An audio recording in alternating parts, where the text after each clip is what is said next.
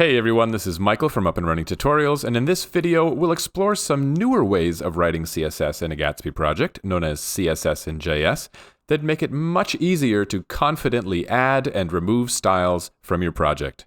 So, we've created a new Gatsby project using the default starter, and we've opened it in VS Code and started Gatsby's development server so we can see our project in the browser. If you're not sure how to get to this point, check out the link in the description below to an earlier video where we walk through how to start a new Gatsby project.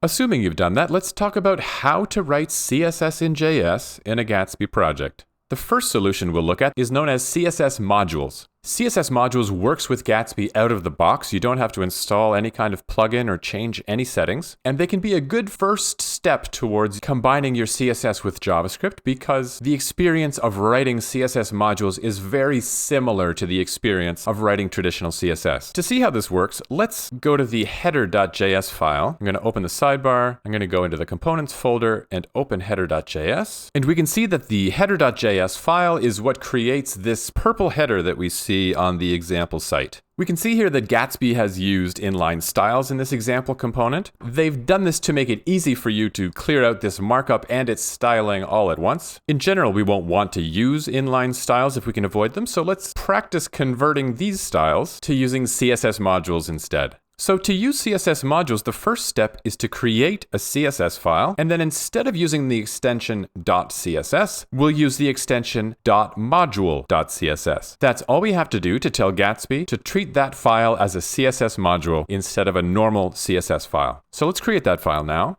I'll go to the components folder and say new file. We'll call it header.module.css. And then even though this file now has a different extension than we're used to, all we need to do in here is just write our CSS using the normal CSS syntax. So let's move over some of these styles that are currently inline styles. So back in header.js, we have a header element with these inline styles. I'm going to copy these and then head over here. To keep things simple, I'll create a header class for that header element. I'm going to copy in these styles, and then we're just going to need to fix the syntax here because it's currently using the JavaScript object syntax that you need to use for inline styles. But now that we're in a CSS file, we want to change this to proper CSS syntax, so I'm just going to make those changes. I'm going to remove all of these quotes. I'm going to replace these commas with semicolons, and then this camel casing with kebab casing. So nothing special here. We've just created a header class that has the same styling as the inline styles currently used on this header. I'm going to go ahead and migrate the rest of these styles. Okay, so what I have here are styles that match the inline styles we have here. Okay, so nothing special. I've just copied over the same styles, and now we're ready to go back to header.js and replace these inline styles by using CSS modules instead. So in order to use our new styles inside header.js, we need to import those styles into this file. So I'm going to add an import here. And if you remember from our last video, a normal CSS import would just look like this. We would import header.css.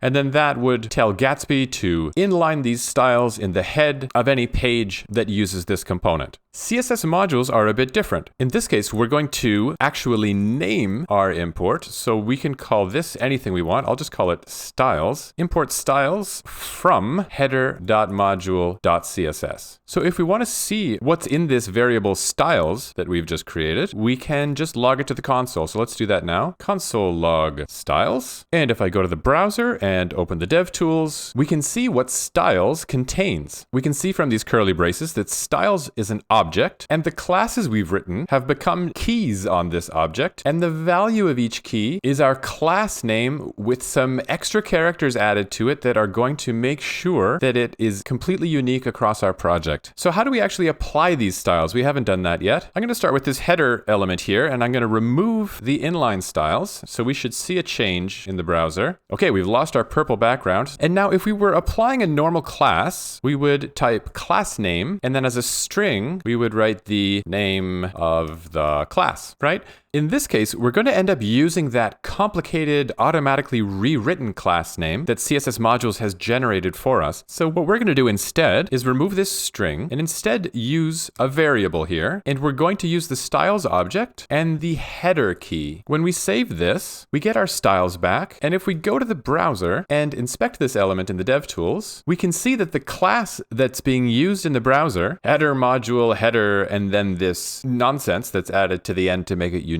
This name corresponds with the value of our styles object dot header. So we can carry on replacing the rest of these inline styles. Now I can remove these container styles and give this a save, and we'll see we've lost all of this spacing around the text. However, to get it back, we just type class name and then use the variable styles dot inner or whatever you've called this, give that a save, and we've replaced the styles. This variable styles dot inner is now going to evaluate to whatever class name was generated for the styles in our inner class. Okay, so carrying on, we'll replace the inline style on this heading. If we delete that, we see that there's some extra margin beneath. We'll add in our class, which is styles.heading, and we get those styles back. And finally, our link, we're going to remove its inline styles. Okay, we see some default link styling there. We'll add in those styles via CSS Modules, styles.link. And there we go. Everything is back to normal. We have all the styling we had before, but there are some advantages here. This markup is obviously much easier to read now than it was before with those inline styles. And this file is now quite similar to what it would look like if we used traditional CSS. In that case, we would also be importing our CSS at the top of the file, and then we would be applying a class name to each of these elements. However, this approach has a big advantage over using our own class names, because if we go to the browser now, we can see that all of these elements inside our header are using these automatically generated class names that are so unique and random, we can be sure they apply only to these elements that have used these classes. You can reuse simple class names across your project in different .module.css files without worrying that they will conflict with each other, because each time you import a .module.css file, all of these simple names are replaced with unique class names. This also means you're free to delete any of these classes and their declarations, because no matter how many heading classes you have in different .module.css files in your project, the only place where this exact heading class is being used is in this file that imports the class and renames it here. So compared to writing traditional CSS in a Gatsby project, CSS Modules can help speed up your workflow quite a bit by saving you the time you'd otherwise have to spend thinking about unique class names yourself.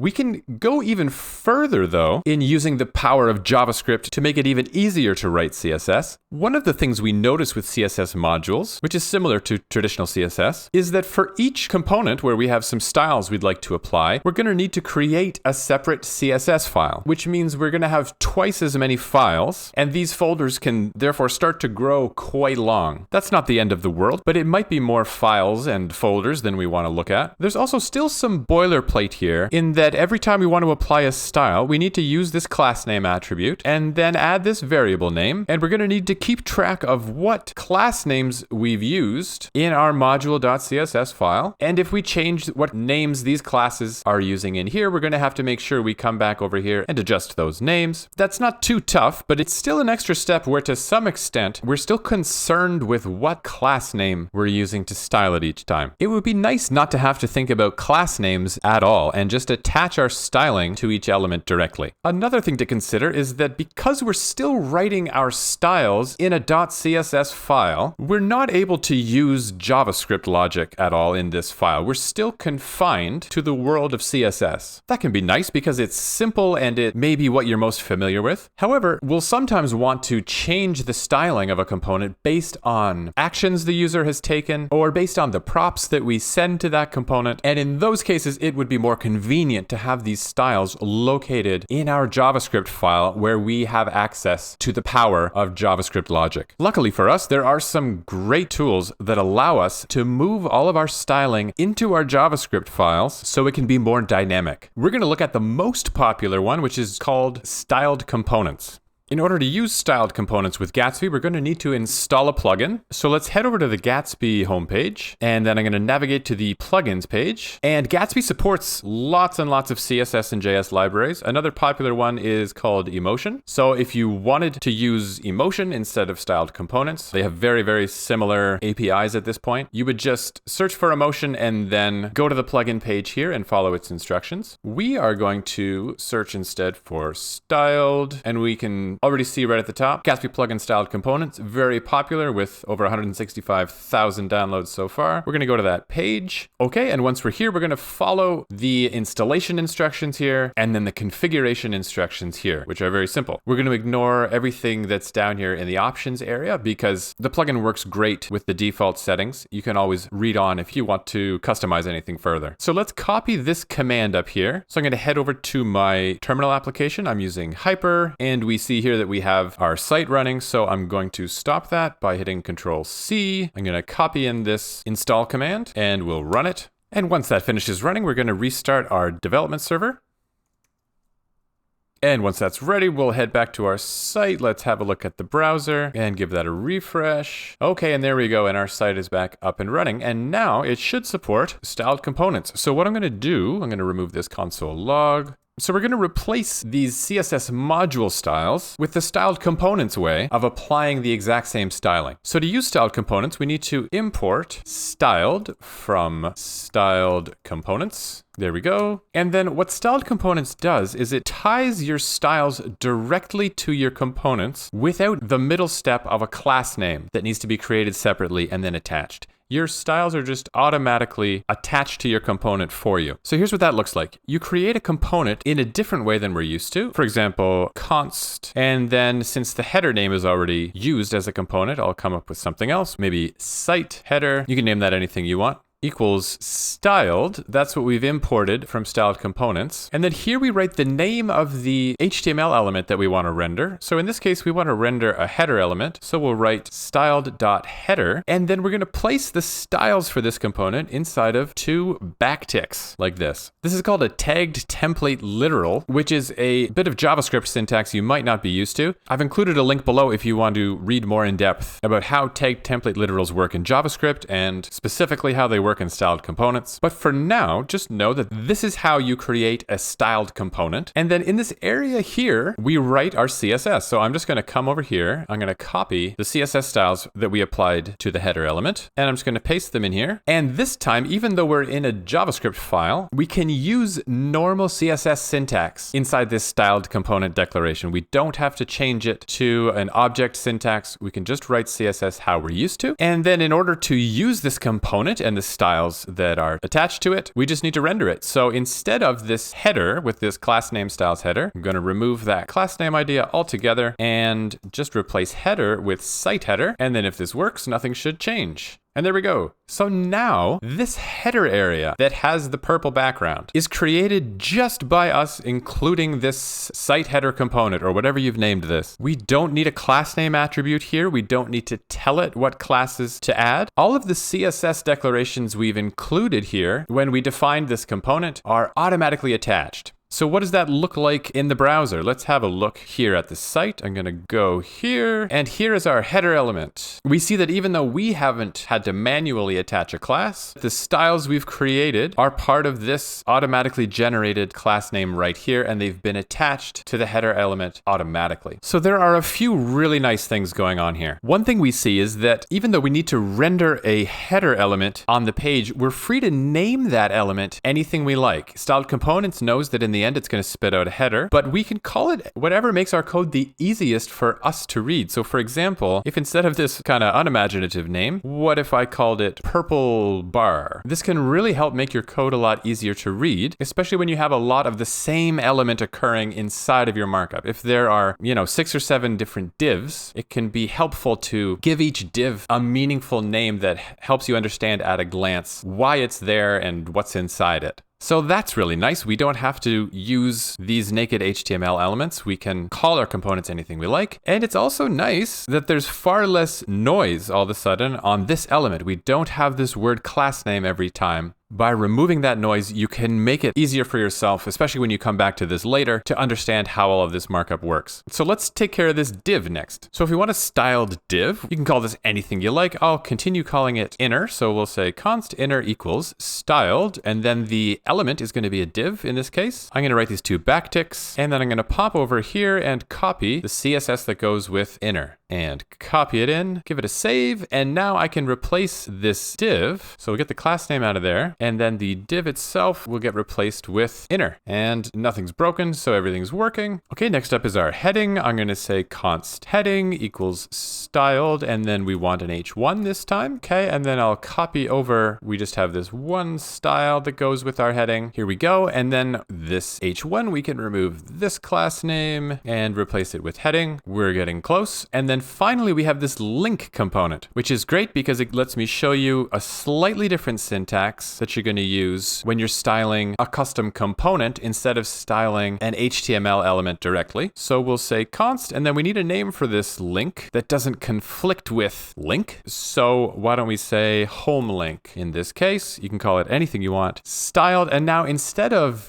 .link, that's not going to work. For a custom component, you put it inside of a pair of parentheses right here. Everything else is the same. You use these backticks. I'm going to pop over to module.css, get our styles, come back, paste them in. Okay. And then from the link, we remove the class name. Okay. We can see we've lost our styling, but now we're going to change link to home link so that we use the styled component, and everything is now working. So at this point, we no longer need this header.module.css file. We're not using it at all. I'm going to remove that, close that file, just so we are totally clear on the fact that all of our CSS is coming from inside this JavaScript file right here. Here are all of our styled components, our header, our div, our h1, and our link component. We've placed the CSS styles right here in our JavaScript, and this means that now when we render the component here, we can just use the names of our styled components without having to include class name or any other styling attributes. And if we look at this markup in the browser, we can see that our custom elements here are being converted to the proper HTML elements once the page is rendered, and the styles that we've written have now been placed inside of automatically generated class names that are guaranteed to be unique across the whole site. So with this approach, we get a lot of the same benefits we had with CSS modules, where we can be sure that our styles are only affecting this component. So that's great. Something that's even nicer now is that we don't have a second CSS file that we have to keep track of. And so now if we were to ever decide to just delete this header component, all of its CSS would also automatically be deleted from our project. We wouldn't have to remember to go to a CSS file somewhere and make sure we've deleted the styles that were only used for this component. They're all right here, and we can confidently delete these styles without worrying that we're going to affect any other part of our app. With traditional CSS, it's usually very difficult and eventually just way too risky to delete any CSS just in case it's being used by some part of your site.